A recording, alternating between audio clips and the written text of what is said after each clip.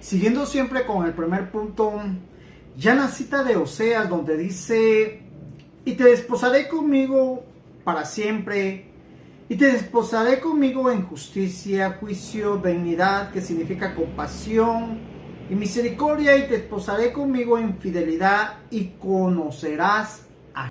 Lo que realmente aquí a nosotros necesitamos entender es que Dios, o el plan de Dios, a través de esta profecía, ya no veía simplemente el que Dios se glorificara en nuestras vidas como lo hace hoy en día en nuestra vida física, digamos, en nuestro, podríamos decir, en nuestro tiempo que estamos acá en la tierra, sino que lo que realmente está hablando acá Dios cuando dice te desposaré, como que dice te tomaré casi que a la fuerza, porque acuérdense que ¿quién de nosotros, si Dios no nos permitiera, si no nos diera de su palabra, de su espíritu, si Él no interviniera en nosotros, digamos, si Él no hiciera lo que tiene que hacer, ¿quién de nosotros buscaría a Dios? Se los digo, nadie. Porque lamentablemente nosotros, los seres humanos, no entendemos cómo es que la maldad o el pecado está tan enraizado en nuestra carne, que nos hace llevar a pensar pensamientos malos, de maldad, de muerte, de cuántas personas en drogadicción, en vicios, cuántas personas haciendo el pecado deliberadamente. Eso que nosotros vemos es la maldad manifestándose en los seres humanos. Tenemos que entender que sin Dios, créame, si nosotros hoy en día vemos muertes, matanzas, maldad, injusticia, créanme, si Dios no interviniera en nosotros, si el Espíritu Santo no estuviera en la tierra, créanme, esto fuera deliberado matándose uno con otro, y esto fuera una carnicería para ver que el vecino matara al otro, y así sucesivamente se manifestaría una maldad tan terrible. Pero hoy, porque el Espíritu Santo está en nosotros, Dios obra en nosotros y nos da conciencia, nos da compasión para que veamos y ayudemos a los demás, aún a veces siendo malos. A veces hay gente que ayuda al necesitado y aún practicando un vicio, aún así siendo malo. Y eso nos damos cuenta que en nosotros está el bien y el mal. Pero es porque nuestra alma, nuestra alma está enraizado, que proviene de Dios. Eso nos impulsa a hacer lo bueno. Y nuestra carne está enraizada en el pecado y eso nos impulsa a hacer lo malo. De tal manera que a veces ni nosotros mismos nos entendemos o nos conocemos por qué hacemos lo bueno y hacemos lo malo. Pero tenemos que entender que Dios nos está trayendo como que a la fuerza, nos está desposando en justicia, en compasión, en misericordia, para que lo conozcamos. El fin de Él es que entendamos que existe un Dios y lo veamos tal como es, para que entendamos que realmente el camino que estamos llevando, lo que estamos haciendo en la maldad, no es lo que Dios quiere para nosotros, sino lo que Dios quiere es que nos ocupemos en conocerlo a Él, en alabanza, en adoración, en la palabra, en el conocimiento, en el discernimiento. Todo eso nos lleve a conocer a Dios. Así que esta parte, realmente el libro de Oseas nos revela cómo Dios empieza a manifestar su plan eterno.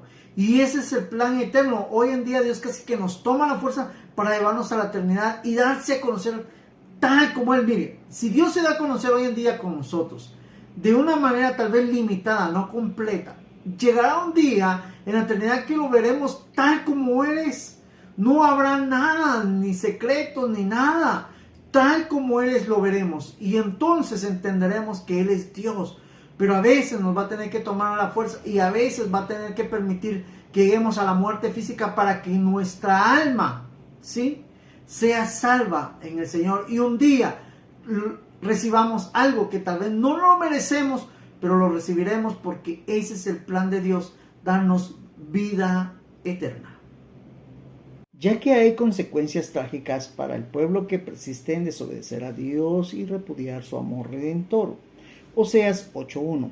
Pon a tu boca trompeta, como águila viene contra la casa de Jehová, porque traspasaron mi pacto y se rebelaron contra mi ley. En el punto 2 volvemos a tocar, hay consecuencias por no aceptar el amor de Dios redentor, repudiar su amor, hay consecuencias. Claro que las hay.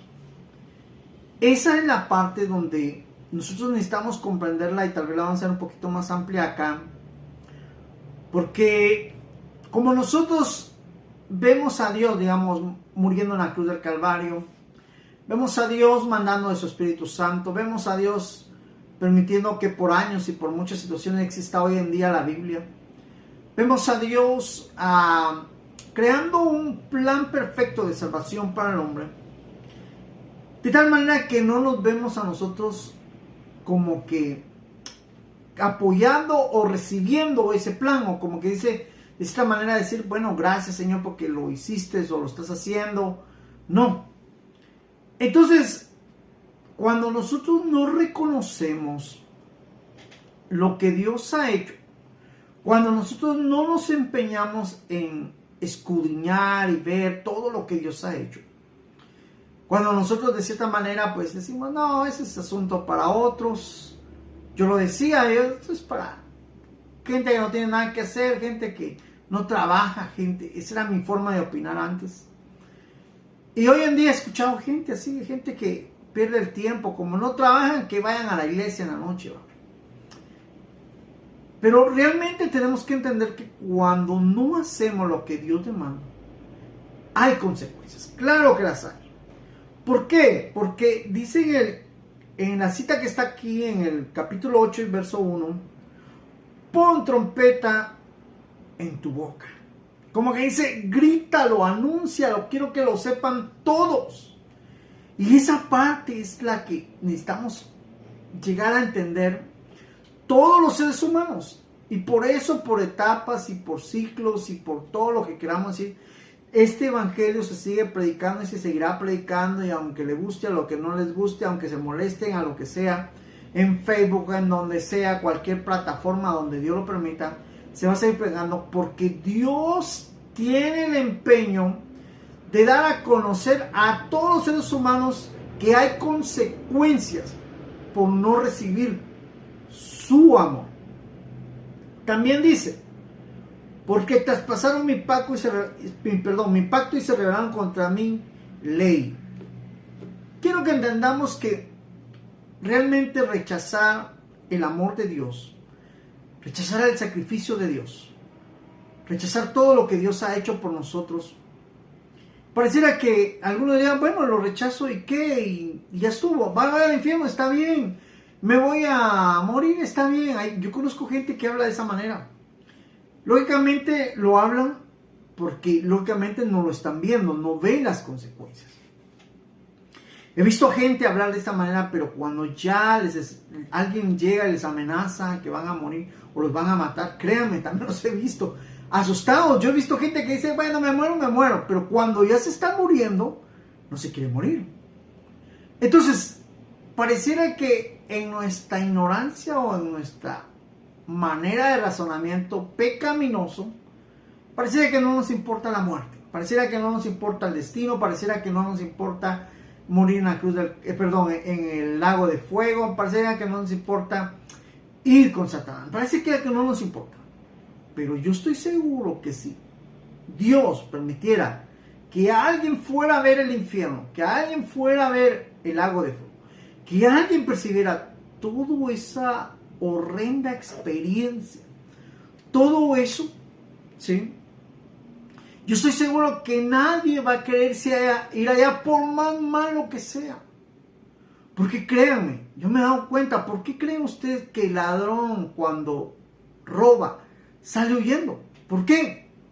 Porque lógicamente no quiere que lo agarren, no quiere que lo conozcan como ladrón, él quiere salir con el premio y librado.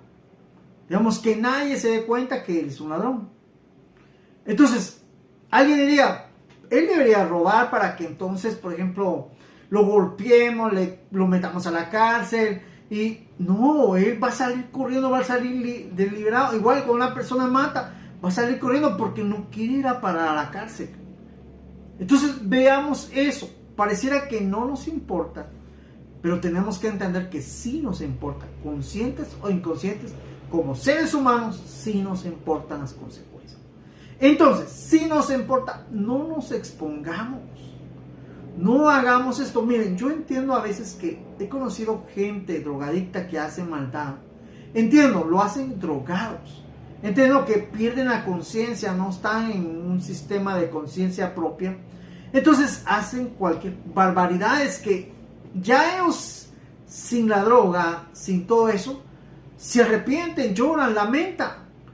Créanme, una cosa es ver eso, pero otra cosa es que nosotros, conociendo que nos exponemos al pecado, que nos exponemos al pecado, debemos de evitar las cosas, las consecuencias que vienen, para que entonces realmente nosotros nos demos cuenta que el plan de Dios es ayudarnos a que podamos comprender lo que Dios realmente tiene para nosotros, y en este caso no exponernos a perder ese amor, esa salvación tan grande que Él está ofreciendo, sino que humillarnos. Mira, si en ti se despierta ese deseo, sería la palabra, que de buscar a Dios, empieza a orar ahí donde estás. Empieza a clamar, empieza a decirle al Señor, mira Señor, yo no entiendo esto, yo no entiendo lo otro, pero si realmente quieres que entienda, ayúdame, ábreme la mente, ¿qué tengas que hacer? Hazlo para que yo pueda entender lo que tú tienes para mí. Hazlo y verás lo que Dios puede hacer en tu vida. La infidelidad de la esposa de Oseas se registra como una ilustración de la infidelidad de Israel, que va tras otros dioses. Gomer comete el pecado de prostitución física, según lo describe Oseas 1:2. Dijo Jehová a Oseas: ve, toma una mujer de fornicación e hijos de fornicación. Mientras que Israel comete el pecado de prostitución espiritual, porque la tierra fornica apartándose de Jehová. En la otra parte, siempre del punto 2 del propósito, encontramos en el capítulo 1 y capítulo 2 que Dios le dice a Oseas: cásate con una mujer que practica la fornicación o la prostitución. Tenemos que entender que es una manera figurativa y es una manera que Dios le permite hacerlo a Oseas. Y lógicamente el pueblo alrededor se iba a maravillar y se iba a asombrar. ¿Por qué un profeta, una persona considerada santa, una persona íntegra, una persona perfecta, una persona, viene y no busca una mujer que sea similar a él, sino que busca una mujer que sea lo contrario a él? Lo que realmente tenemos que entender en este pasaje o en esta narrativa que nos están dando de lo que Dios le dice a Oseas es que nos está dando a entender que de igual manera se ve Dios tomándonos a nosotros como pecadores. La Biblia dice que Dios escogió lo vil y menospreciado, lo que, como quien dice que por mí nadie daba un centavo. Créame, ni Satanás estaba dispuesto a hacer algo por mí, porque me miraba como una basura, como algo inservible, como algo ya sin sentido, inútil, como que dicen, ya no es apto para ser útil. Ya no le servía yo para nada. Dice la Biblia que Dios me vio a mí así, despreciado por Satanás. Entonces Él dijo: por este despreciado, por este que lo ven como una basura, yo doy mi sangre, yo doy mi vida, yo doy, estoy dispuesto. Y quiero que no solo por nosotros, por todos los pecadores. Dios dice que nos vio como vil y menospreciado. Y en esa parte quiero que entiendas. Porque tú crees que Satanás te ve a ti como útil. No, él simplemente te utiliza para dañar a otros. Digamos, si tú estás practicando un pecado e invitas a otro a practicar el pecado, lo que está haciendo ahí es que Satanás solo te está utilizando para que llegar a otras personas y también volverlas pecadoras. Eso es todo. Pero no creas que Él te va a premiar, no creas que Él va a venir a decir: mira, te voy a dar una medalla, no creas que te va a venir y te va a decir: mira, tú eres el mejor discípulo que yo tengo, que tú sí me sirves con todo el corazón. No. Él no ve al ser humano con aprecio. Él no tiene lástima por el ser humano. Él no te ve con compasión, no te va a tomar a la fuerza para premiarte, no. Te va a tomar a la fuerza para destruirte. Él te ve con rencor, con odio, con ira. Él quisiera hacerte pedazo, pero muchas veces no pasa porque Dios no lo permite. Tienes que entender eso.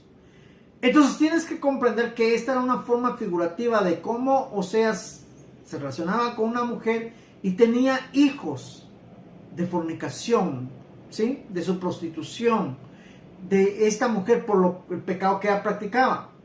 Pero tienes que entender cómo Dios, sabiendo que nosotros somos pecadores, que pareciera que eso fue lo que pasó con nosotros, aún así nos está amando. Y nos está dando la oportunidad de ser hijos de Dios, ser hijos santos.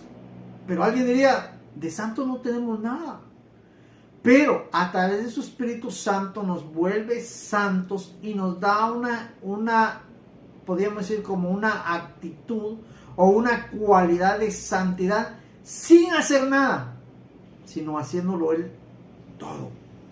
Así que créeme, si entiendes esto, ¿cómo no volverte agradecido con Dios? ¿Cómo no decirle gracias al Señor? ¿Cómo no decirle al Señor que realmente tú lo único que quieres hacer es agradecerle por algo que no te merecías, pero Él, aún sabiendo que tú no lo merecías, te lo está dando? Así que te animo en esta hora a que te des cuenta de lo valioso que eres o valiosa que eres para Dios, y que te des cuenta que Dios hoy en día me está utilizando a mí para hablarte y para darte a entender que eres muy valioso para Él. Así que cuídate, busca a Dios y nos vemos en el próximo libro.